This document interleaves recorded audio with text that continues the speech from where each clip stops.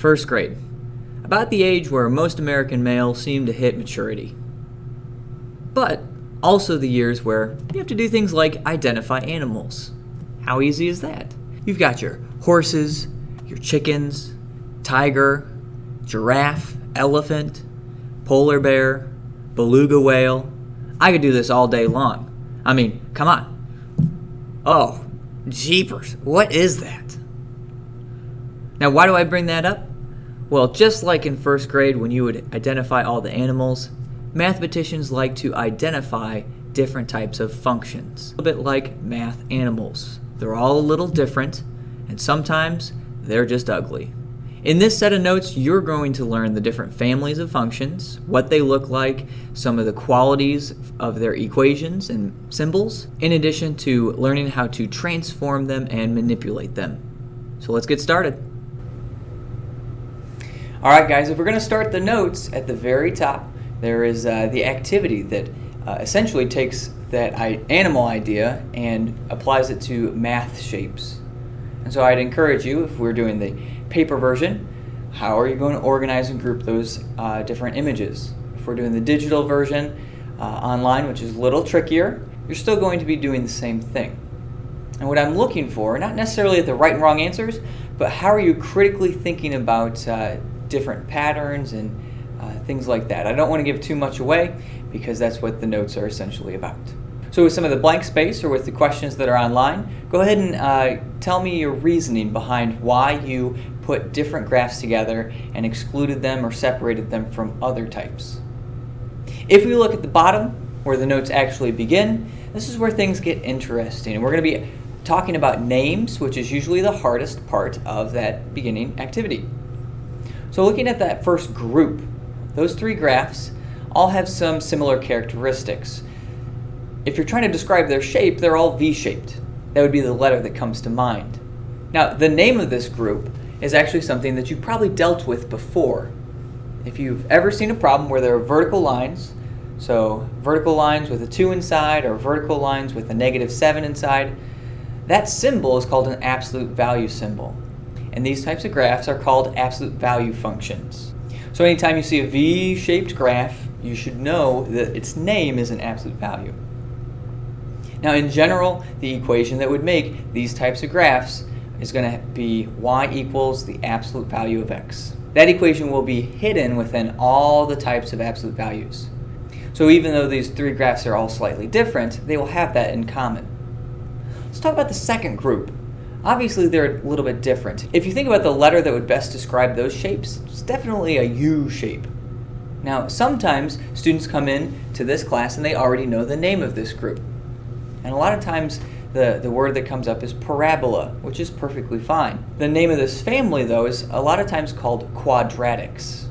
Now, in order to get any of these U-shaped graphs, you're going to have y equals x, but then hooked to the x, you have a little squared, a little exponent. So y equals x squared will make any of these graphs, but we don't know how to manipulate it yet. And so that's what we're moving towards here in our first chapter. So far we have absolute value graphs and quadratics, and you have to be able to tell them apart because obviously they look really different. You wouldn't get a cat and a dog mixed up because they look different. Same thing here. Down below this, you have a group of weird-looking graphs. They're almost like bent rays or curved rays. They have a starting point, and then they just seem to go up and out or down and out. These are square root graphs, also sometimes called radical graphs. Now, the equation to make these, you have to think about the name, square root. It's going to involve a square root symbol. So y equals the square root of x is how you would make these types of graphs. The fourth family, the fourth group that you should have put together in that activity is oftentimes the most missed group. They usually have extra people sneaking in when in reality they're different from some of the groups that are going to come later. This group is called a cubic family. So they have one arm that kind of goes down and one arm that kind of goes up. They make a squiggle almost. The equation that would make these types of graphs and these types of patterns is y equals x cubed. Think about what the root of cubic is it's cubed to the third power. If we're moving along, that next group is the weird group. Usually people don't mix these types of graphs up with others because they are so distinct. Now, they're not the prettiest graphs in the world. If you're kind of looking and trying to describe the shape or the qualities of this graph, it's kind of weird. So it has these dashed lines that intersect in a T or a plus shape. They almost look like crosshairs. You have two parts, it's split in half or it's torn in half, and they're kind of symmetrical to each other. These types of graphs in this shape, they're called rational functions. And the root of rational is ratio. And you have to understand what a ratio is. Ratios in math are represented by fractions. That's going to help us a lot when we talk about the equation. All of these graphs will have some form of y equals and then 1 over x. There's that fraction part, that ratio coming in. So out of these 5 families, they all have different equations, and those equations make different graphs, different visual relationships. Moving on to our next animal, if you will. These are the cool ones. So they seem to be a little wave-like. Go up and down, and these are called sine waves, sine graphs. Now, we won't learn a lot about sine graphs here in Algebra 2, but when you go to pre-calculus, sine graphs, cosine graphs, tangent graphs, all of those things are topics you'll study in depth. And you'll learn how to manipulate them and some of the extra properties, and there is a lot that you can do. Now, you might have learned about sine, cosine, and tangent in geometry when you were talking about angles and triangles. Well, that's what's really cool about trigonometry, is that there are so many different facets, different levels and layers that you can study. Algebra 2 kind of puts an emphasis on x and y, the relationship between those two variables. And sine, cosine, tangent kind of has these new characteristics when you deal with x and y and graphing them on the coordinate plane. Now, one thing that's really crazy if you go to pre-calculus and you really start to learn about these things is that technically you could make the same exact graphs using cosine. I think the intention for this group was to just keep it simple, but sine and cosine can sometimes take on the same shape. So cosine can almost be an imposter of sine. But that's something that you have to know a little bit more about their properties in order to do that accurate. The equation for this sine family is a little different because it doesn't just have a symbol, it has part of the name in the equation. So it's y equals sin x is inside parentheses there. So sine of x. If you were doing cosine of x, it would be cos of x or tan of x. So they include the name so that you know exactly what shape it will be making. This is the first of those types, but we'll have others that include the name in the equation, just so mathematicians are clear what we're dealing with. So we've done 6 different families. If we look down at the bottom, we have 3 to go. Being able to tell those 3 apart is it's getting harder and harder. We're getting into stranger and stranger animals here. So the first group on the bottom left is actually very similar to one of the other groups on the bottom, and it happens to be on the other side. So those 2 often get lumped together because they seem to be these swooping curves. But the direction that they're going is actually extremely important. It's what separates them into these different families. So that first left-hand group is called a logarithmic group. Maybe on your calculator you've seen the log button, and you've probably just ignored it up to this point. Well, that's going to be used later on in this year when we talk about logarithms. So they kind of go up and then outwards. They really swoop out towards the right-hand side typically. Now, in order to graph these using an equation, you're going to have y equals log and then x. So just like how sine was sin x inside, these types of graphs are made using the equation y equals log of x, log x. We'll skip to the other side. Since these are related and they look very similar, it's beneficial to compare them a little bit more. Now, on the right-hand side, these graphs seem to be swooping up as you go. They're increasing faster and faster and faster and getting taller and taller and taller.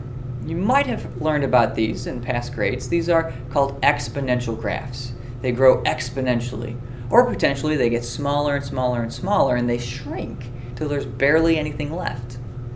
Now, in order to make these types of graphs, the equations are a little bit weird. This is one of the first times and one of the unique times where there's not just one equation. 2 to the x, 4 to the x, 7 to the x, or 10 to the x power, all of those are perfectly fine exponential equations. But you'll notice the pattern with this is that up in that exponent position, the variable is always living there. So x has to be up in the exponent for it to make an exponential shape. Now, while I mentioned all whole numbers, 2 to the x, 7 to the x, etc., you could have fractions there. You could have 1/2 to the x power, or 2/3 to the x power. And based on that size of the base, it's going to do slightly different things, but that's something that we'll talk more about later in the year. So logarithmic and exponential graphs are a little bit like twins. You have a good twin and a bad twin. They have that interaction and that relationship, which is fairly interesting. Left in the middle, we have our cube root graphs. So we have actually already used some of those words. We've used cubic before, and we've used square root before, and there are some kind of neat connections between all of those ideas. And so a cube root and a cubic share a similar shape. It's just that the cubic tends to be going up, while the cube root tends to be going out. Direction is so important in math. So those are different families, and usually people will put the cube root with the cubics just because they're squiggly shaped, and that's not necessarily true. Now, in order to get that cube root shape, you're going to have a cube root symbol. So that would be y equals, and then you have that check mark, that square root symbol with x inside.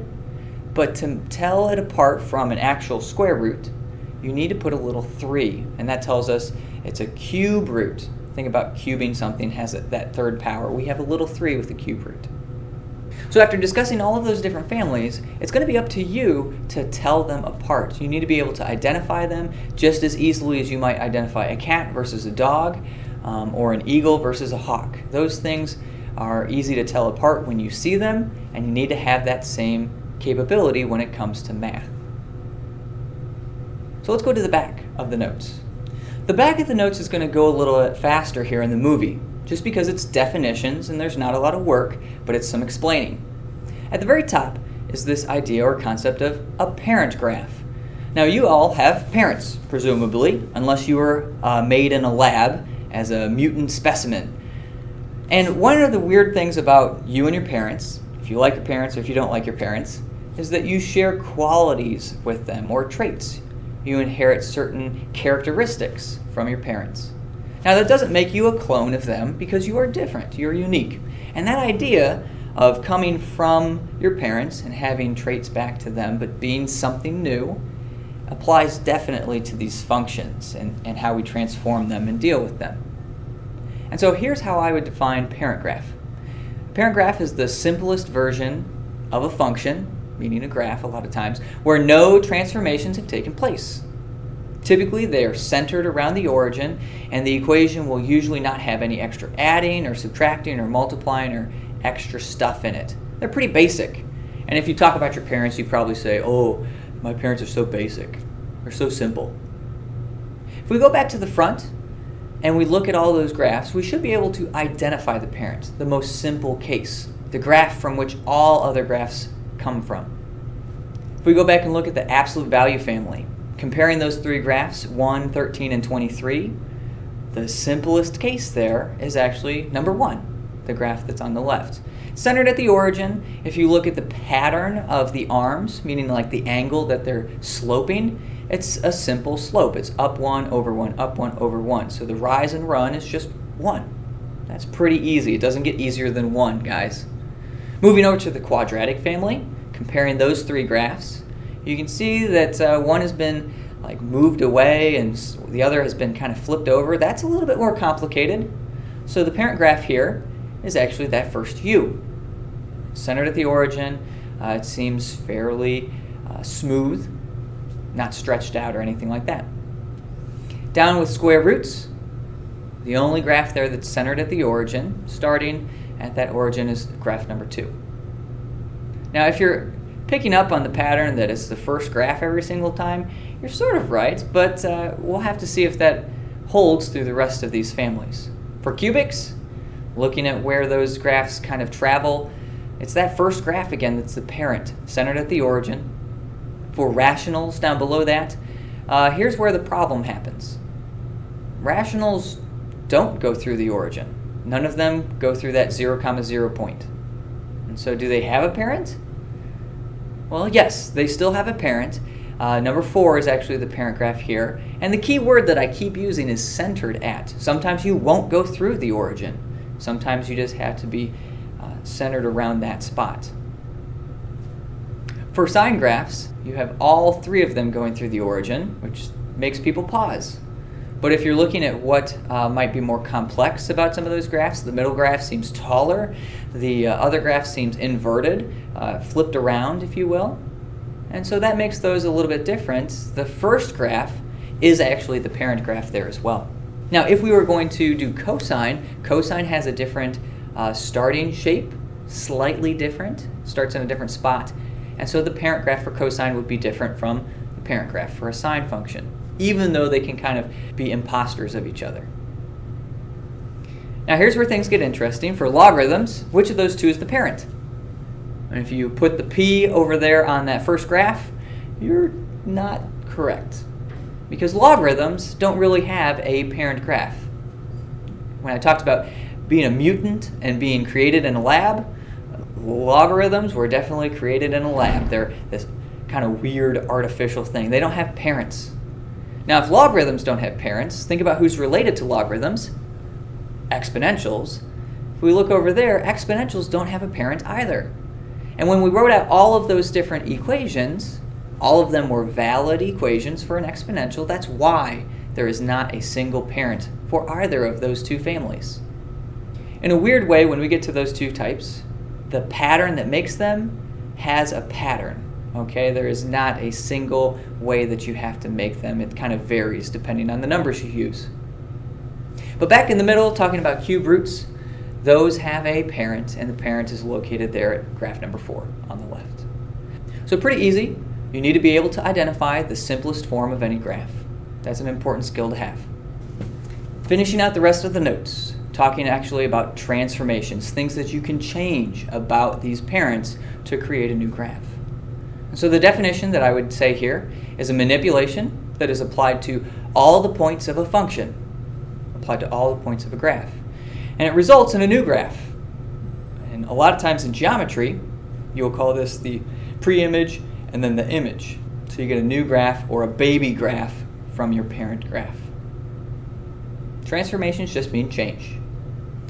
Now below this we have the different types of transformations. The first one is called a translation. Translations is just they're transformations where every point on a function is moved in exactly the same direction, exactly the same distance. And that's important that both of those things are true. If you move them in the same direction, but you move some further in distance and others less in distance, you start to warp the image. And you can't really do that. That's against the rules. So same direction, same distance, and so it's just translating, it's shifting. You can shift left, right, up, down, so horizontally or vertically. The middle transformation is called a reflection. If you see your reflection in a mirror, you're seeing this mirror image, this flipped version of yourself where it's a little backwards. So this is when a function is flipped across an axis or a line to form a mirror image of the original graph. Now we are going to reflect things vertically. We're going to reflect them across that x-axis. Similar to how you would look into a puddle and you would see the image of yourself upside down. But think about where your feet contact that puddle. Your feet are touching your reflection's feet. They connect. But your head seems really far away. Okay, it's been reflected that distance across. There are other ways to reflect things. If you go and put your hands up against a mirror, you can be reflected horizontally. And so my hands would touch my reflection's hands. We won't do those, but if you go to pre-calculus, you will learn how to reflect things horizontally. We're learning in this class how to reflect things vertically. Last one is a dilation. Dilation, this word is a little ambiguous, and so I'm going to use some terms to be a little bit more specific. Dilations can be stretching or compressing. It's a change in size. So functions are always stretched or compressed away from a central axis, and you can stretch things left and right, okay, to make them wider or squish them to be narrower. Again, we won't do that horizontal action.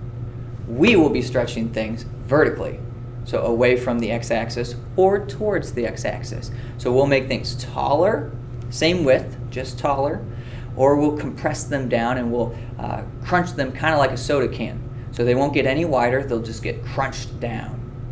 In the next lesson, we're going to talk about the math symbols that will make those things happen, but you have to be familiar with the words first. So on the front, I'll go ahead and I'll show you some of the different transformations that are applied. You'll probably have to pause the video and you can copy those down.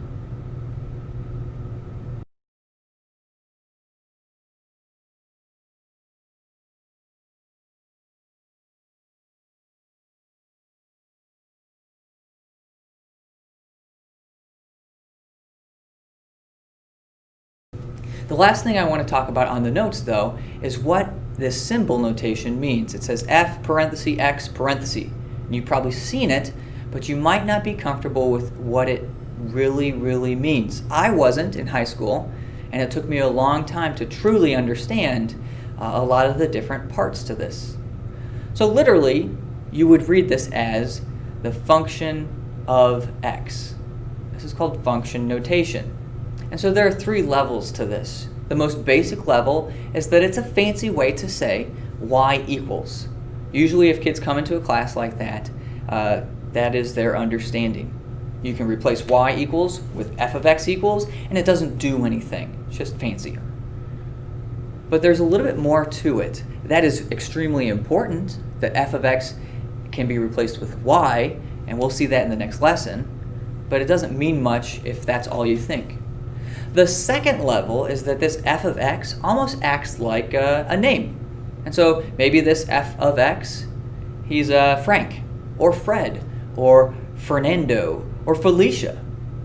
And so you could have f of x be this absolute value v shape, or you could have f of x be this u shape. And so you have Fred and you have Fernando. They're different shapes, they have different qualities, they look different, and so their names are a little different. And that's how I like to think about this through most of the year. Because a lot of times people will become scared of that notation. It's strange, it's unusual.